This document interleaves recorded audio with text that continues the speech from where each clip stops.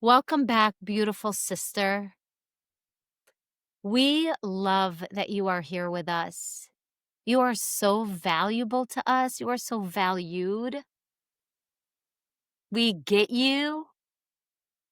And today I am joined by Chris Mills. We already recorded episode 1 with her of her story and the reality of mental health. And Chris was just so vulnerable, sharing her story with being diagnosed as bipolar and how she navigated that and how shocking that was. And today is really about practical applications to accept some of the challenges in our lives, the practical applications to being authentically who we're created to be. And not having, I forget what you phrased it as, the syndrome you said don't have. What? Sorry. It's I'm okay. trying to remember. About it. Oh, That's imposter syndrome. Don't have imposter syndrome. imposter syndrome. I always forget that word, but not having imposter syndrome. And what does that mean? And then talking about self-care, what that means, and maybe some practical applications around self-care. So, Mhm. Chris, thank you for being back with us today. Yeah. And let's dive in. Yeah. I mean, self-care saved my life. Oh, I I bet. I'm just gonna say that, right? And it continues to help me move through life. I'm just saying to the lady out there that thinks self-care is a bubble bath, Mm, I'm not I you need a break. Self-care is good for you. yeah, Um, a bubble bath is good for you. yeah. A bubble bath is not sustainable. Okay, let's talk. Let's talk about what is Yeah. self-care. Okay, like Yeah. what is and what is not self-care and sustainable. What do you mean by come on, give me all the stuff. I need it all. Yeah, what I think about self-care, I use the self-care wheel, and in there are buckets of self-care. There's how are you taking care of yourself physically? How are you taking care of yourself psychologically, emotionally, spiritually, personally, professionally? It's about that life balance that we are seeking to gain through all of this. I'm trying to draw it out. Hold on. Too many good things. Too many good things. Hold on. Okay, No is worries. self-care, emotional self-care, spiritual self-care, mental self-care, Personal. personal, and that's different, okay? Yep, that's different. We'll talk about that. And then professional. And professional. Okay. Okay, yes. I feel like some of them, like, make sense to me, right? Like the physical, got it, workout, bubble bath, Yep. right? Eat healthy. Healthy, yep. Drink water, get Yes. rest. Anything Th- else with physical that you're like, "Oh, I do this, that." Yeah. This kind of goes into a couple buckets. And we talked briefly, you and I about this, but you got to turn off that cell phone. And in particular, you've got to turn off social media. Okay. I'm sorry. I'm sorry to say that. You're right. I mean, you're right. And we did talk about the social media piece of the last, Mhm. um episode, but, like, he specifically said to me this morning because I was talking to him about Sabbath and how I really like, when was the last time I really honored the Sabbath, and I'm missing rest, and he said, "You know what you should" he's like, "You know what you should honor is putting away that cell phone for a day," and blah, blah. I know. I know. It's so hard. And so like, "Oh gosh, alright, maybe I need to just listen here. What? Tell But me about." think about what happens when you are on your cell phone. Well, first off, let's start with the fact that sometimes when you get a text or a phone call, you immediately tense up. Yep, What's it going to be? Is there a problem? You get tense. So yep, that's like the first piece of it. yeah. And then think about how you physically look at a cell phone or an iPad or whatever. Physically, you are causing strain on your neck, your I feel it. shoulders. I literally feel it right now. Like, I'm, like, right. Yes. Yeah. And so I joke about turning it off. And at the same time, physically, we don't think about what it does to our, like, I'm telling you, there's somebody out there that relates to me. The shoulders are starting to round because I spend so much time on my phone and my computer. Me So there too. is physical care of being able to walk away from those technologies. Okay. I hear you. Emotional, anything there that we wanna dive into or that comes up? Like, what does that mean? Yeah. So I'll tell you a couple of practices and maybe that'll help. Yeah. One is I use an affirmation. So now I'm going to talk about using your cell phone, but I use an affirmation app that throughout the day will pop up things that will say to me like, um, something as simple as you are strong and powerful. Mm, You are made for this moment. mhm. I need those reminders throughout the day. Me too. Something stressful is going to happen. Now for me, I have it set to pop, starts at 7 o'clock in the morning and goes to about 6 o'clock in the evening What's because the that's app? my work schedule. I am. The app is Okay, I am. cool. Yeah, Great. very simple. And I Yep, have the free version, so there's a free version of it. love it. The other emotional self care is gratitude. I write my gratitude every morning, sometimes every evening. Whenever I need to, then I can turn back to what am I grateful for? You write them out, like, in a I notebook. write them out. Okay, Some days it's 2 things and some days it's 6 things, okay. right? Yep. Some days it's hard. Yeah, I'm not gonna lie, like, you're sitting there and you're like, "What am I grateful for?" There's so much going on. yeah. You can always find something. Maybe if you just pause and are silent, you're gonna hear the birds chirping. You're gonna feel the sun on your face. It is amazing how gratitude shifts the atmosphere, but Yes. it yep, gratitude is a great practice. I like that you write it out where it, like, Yes. makes me pause. "Oh, a butterfly just flew to my window." Okay, I love that. Yeah. What else? Emotional. Emotional, find a hobby. Mm. I Oh know my there's god, I have time. somebody out there saying to me right now, "I don't have time for a I am the hobby." one saying to you right now, I don't have time. I have no time for a hobby. Like, that's cute in theory, like, maybe when the baby's older, maybe when their boys aren't playing sports, maybe when I'm not working, maybe, like, when I'm retired. So let me ask you this, Nadine, do you have time to, very quickly journal every morning? Like, just 5 minutes? Once yeah, yeah, I could do That's that. that right there is a hobby. We think Yeah. of hobbies as these big things, like, I'm gonna start knitting or crocheting I was or thinking, like, coin collecting, yeah. like, bowling, I don't know. No, don't make that's the thing Freaks. about self-care. Bowling? Don't make it complex or you'll stop doing it really quickly. Simple. Okay. I mean, I run marathons. I did not start training at 26 miles. I never thought of journaling as a hobby, that kinda sounds It lovely. is, right? We make it too complex. It could be like going for a walk. It could be going for a walk. Like, that could be a ho like, I could be like, "Ah, my wa hobby is walking." Mhm. I could do that. And by the way, you just checked off 2 boxes, your physical and your I emotional at the know, same I'm time. such a maximizer. I'm down to I love this. Okay, Yeah. so anything else emotional that you like must speak into this? Um, yes. Something we just did, laugh. Yeah, We get so tense that we forget to just laugh. yeah, And that could be laughing at something that you did that you're like, "Oh my gosh, I can't believe I just said or did that." yep.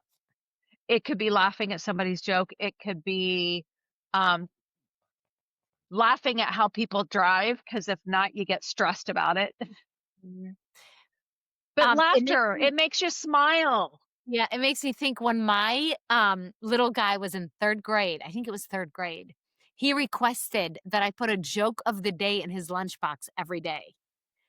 And I was Yeah. like, "Oh my god, really?" He's like, "But mom, please." And I don't know where he got this idea. I asked him like, "Does one of your friends do it?" Like, but he wanted a joke of the day every single day. So I would be Googling, jokes of the Mhm, day. And it mhm. could be just something as simple as that, or like Yeah, funny shorts, or yeah. watching a comedy, or just like being intentional about laughter. What a great reminder. It's hard to cry and laugh at the same time. Now, sometimes I laugh so hard that I cry. Yeah, I have cried and laughed at the same time.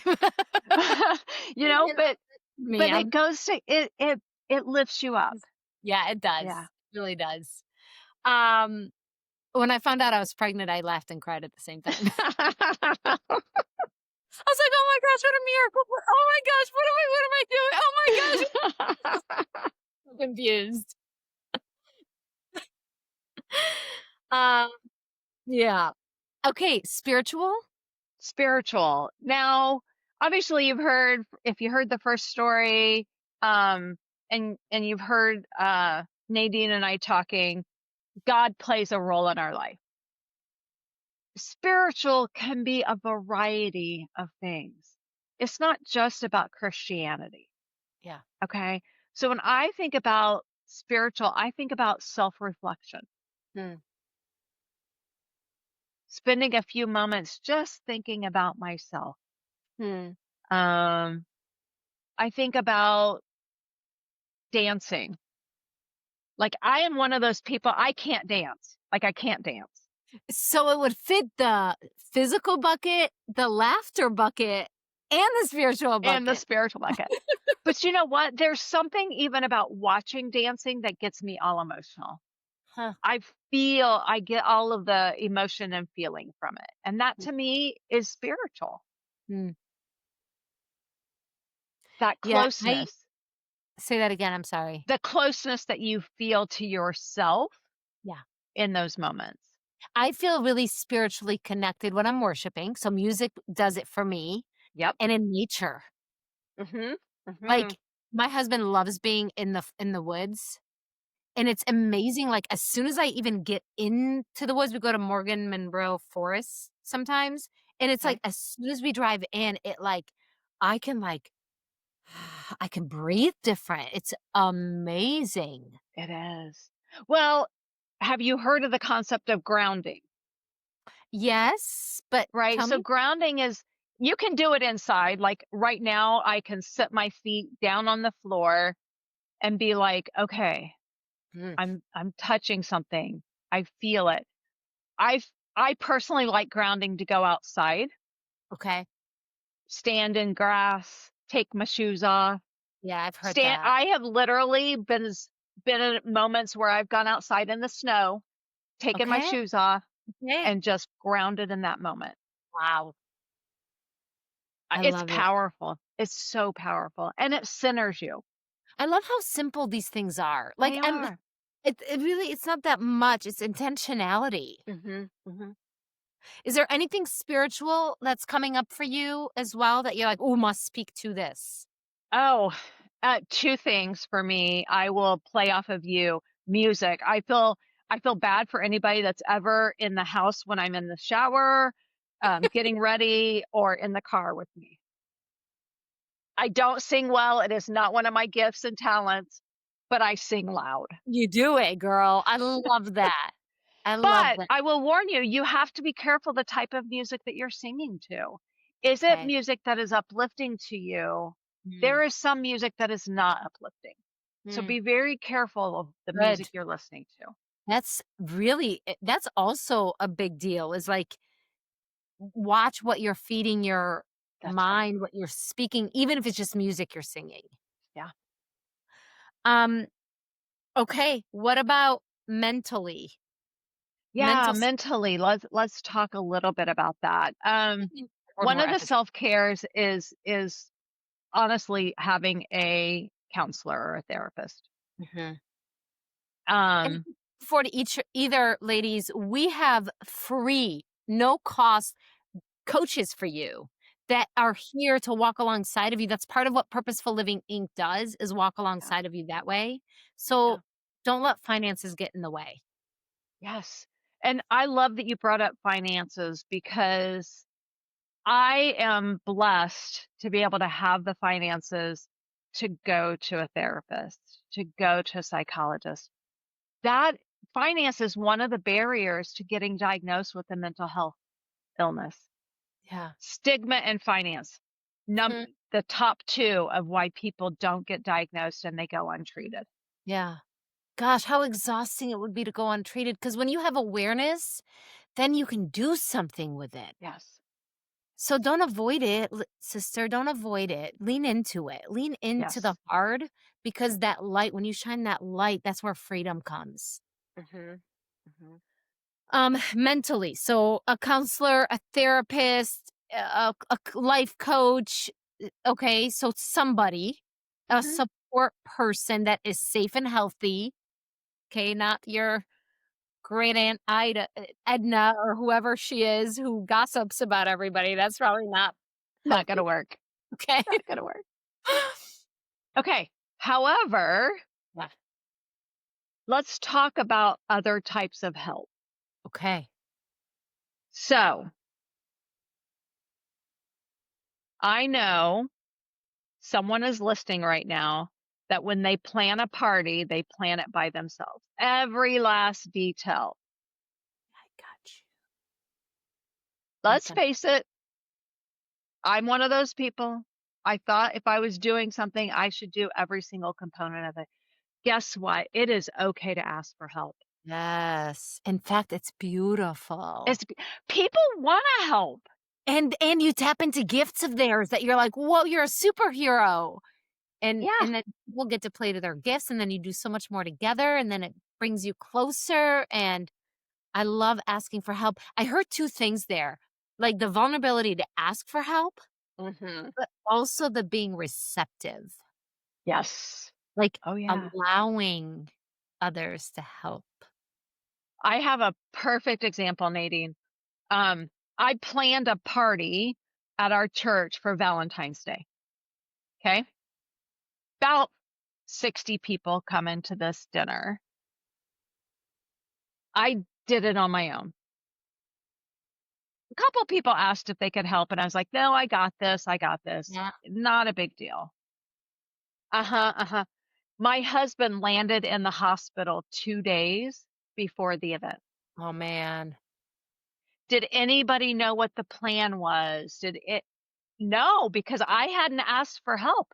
So then I'm scrambling to figure out how am I going to get this dinner off Yeah. and not abandon my husband. Mhm. And Mhm. guess what? I asked for help. And guess what? Ladies stepped up in a heartbeat. And it was a duh, Chris, you should have asked for help in the first place. That's so good. That's so good. So asking for help, therapy, counseling, etcetera, but asking for help, like areas that maybe I'm not strong in or I feel depleted in or that really Yes. weigh heavy on me, I can go, "Who can help me? Who can help me here? Who can come alongside?" Yeah. And so let's talk to the mom. Yeah. Now, I don't have children, but oh my gosh, I have all kinds of nieces and nephews and godchildren, all of the things over the world. But the mom out there truly believes that the laundry is their responsibility, cleaning the house is their responsibility, The entire feeding, clothing, all of the things. I yes. know Nadine is like, yes, it's Oh, me. It's me. Right. me, it's a lot. Okay. What if you have, and I have two friends that did this. I had a friend that could not stand doing laundry. Like it stressed her out. She had a friend that actually loved doing laundry. I like it. Flip it around. And so then they found another like other thing that flipped it around. So one did the laundry for two houses, Ugh, and the other one was all about like planting flowers and making the outside look. So she did that gardening for both houses. I love And guess what? They both had a blast. They still do it. Like I want to say they've been doing it for like 8 or oh, 9 I years. love this idea. And that is self-care because the person who wants to garden now gets to do it twice. Okay, I need a friend who likes laundry and likes to cook. Helping me. Those are my things, and I'm not very good at a lot, but I'll figure out something to help you with. I will encourage you. That's about all I got. Yeah, I love it. That's so good. Can we talk personal and professional? Because I wanna make sure we get to those 2. So personal, sure. I'm really curious, what does personal self-care look like that's different than Yeah. Okay, I have a quote for you. Live life by design, not by default. okay, That personal self-care is knowing who you are and okay. what you want to be. It's that Um, authenticity you and it talk. can morph into professional because professional sometimes is part of who you want to be. Yeah. Yeah. One of the things I know very much about myself is I am happiest when I am making an impact in people's lives. Got it. And that is my personal.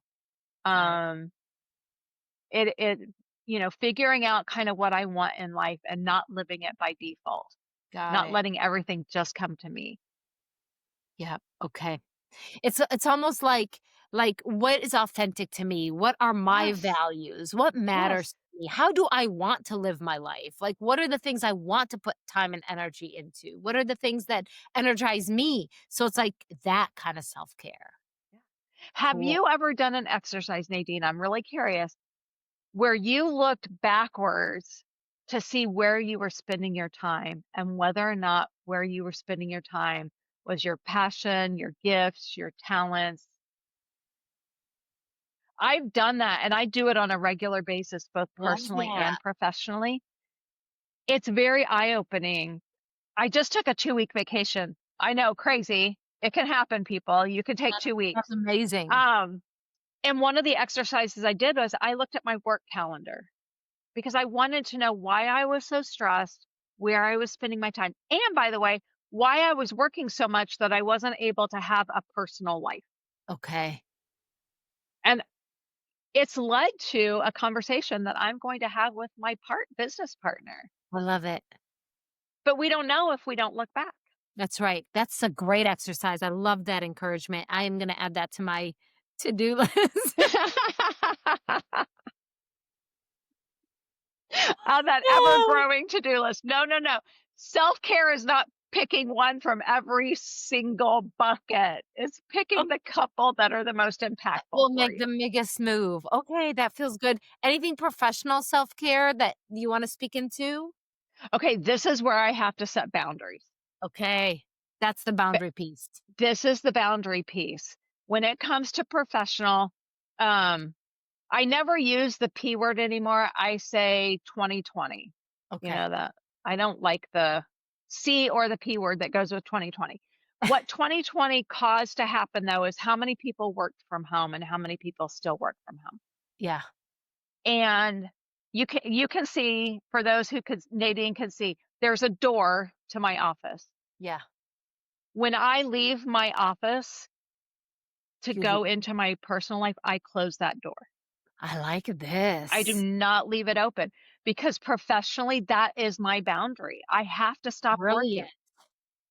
But how many times have you like left your office, you go feed people, and then you walk back to your office and you start Uh-huh. working again? Or you take Mm, your cell phone with you, so, like, I was working at tennis last night, right? Like, I'm yes. watching tennis and making phone calls, and I'm like, "Sorry, I'm at tennis, but I didn't get a chance to call you during business hours, so Yeah. here I am." So yeah. Let me talk to the lady who has clients. Okay. Mhm. So you're directly supporting a client or a colleague or something of that nature. I had one that would call me Friday nights at 7 o'clock. And when they were new, I would pick up and then my husband would get frustrated. You're at dinner and you're like answering a phone call. It was never an emergency. Ever. Never. It just Mm. was top of mind for them. And so I had to reset a boundary. That's good. And That's so we've got to set boundaries in our professional life or it will just eat us alive. get unbalanced Yep, quickly. yep. I got a Yeah. little extreme, sorry about the eat us alive, but that's how I feel sometimes.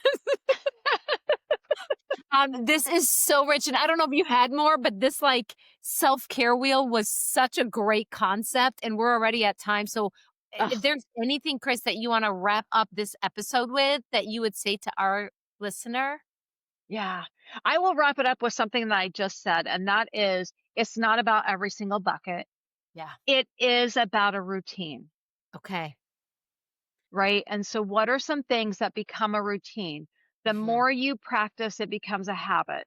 Yep, And then, by the way, you'll find that your day gets thrown off kilter if you don't use your routine. yep, that's good. And, for me, I'm like going, okay, I really want to look at this and go, where are my biggest pain points that I need to Mhm. establish routines in, Yeah, right? And then go, okay, yeah, what are those routines? I like that you said you don't have to do one in every bucket, just pick mhm. 2 or 3, 2 or 3, and do that until it becomes habit. And then you can add, shift, pivot. I love that because this is about our self care. This can't become Yes. another to do, right? Like, this is Oh, for no, us. no. And then I would wrap up real quick. If Yeah. you listen to the first episode, I share my story about mental health. This is critical. Self-care is critical to everybody, but if you are facing a mental health illness or challenge, it is even more critical that you get that self-care in there. Yeah. Or if you're supporting somebody with mental health illness or challenge, you've got to take care of yourself. That's such a major call out. Or if you're caring for an elderly parent or a young child or like self-care is so important. Self-care is not selfish. No, It's not at actually all. needed for us to be at our best. Thank you so much for such a rich conversation. So many great nuggets. I love the practical applications. I love the wheel. Sister, for those of you for you who is listening out there, we just want to remind you that you matter. Your self-care matters. And how I wrapped up that first episode based on Chris's verse, you are fearfully and wonderfully made and you are deeply loved. Thank you for joining us today, and we will catch you on the next episode. Thanks, Bye. Nadine. Bye.